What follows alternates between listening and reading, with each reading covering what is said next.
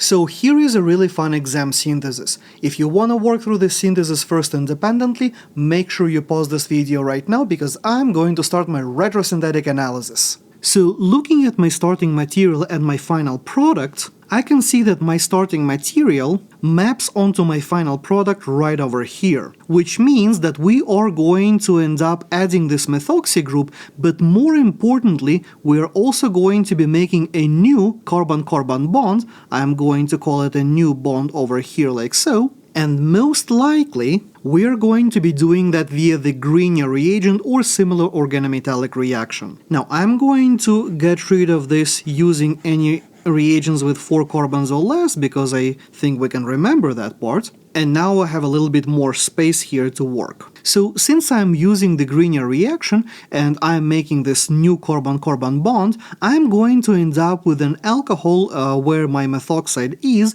which means that we are going to be making this methoxide using the Williamson ether synthesis, which most likely going to be the very last step of our synthesis. So a reasonable predecessor to my final product, my target molecule, would have been this structure over here. And as I said, I'm going to be making that ether via the Williamson ether synthesis. Now, coming back to my carbon-carbon bond making, which is going to be right over here, my corresponding pair of the carbonyl and the Grignard would be an aldehyde looking like this, and propyl magnesium bromide. Since we can use any reagents with 4 carbons or less, this guy only has 3 carbons, so that checks out perfectly. Now, in terms of our aldehyde, we can of course make it from the corresponding alcohol, which would be coming from our starting material. And now, when we have an idea of our retrosynthetic analysis and where we want to go with the synthesis, let's put it all together. I'm going to start by redrawing my starting material, and my step number 1 is going to be hydroboration oxidation, giving me my alcohol on the less substituted carbon. Next, we need to oxidize our alcohol into the corresponding aldehyde using any technique that's going to stop at the formation of the aldehyde. So I can use PCC, or I could use Swern oxidation, or we could use Des-Martin per iodinate. Doesn't really matter, for as long as we're stopping at the aldehyde, we're good. So we can go with, let's say, PCC and make our aldehyde.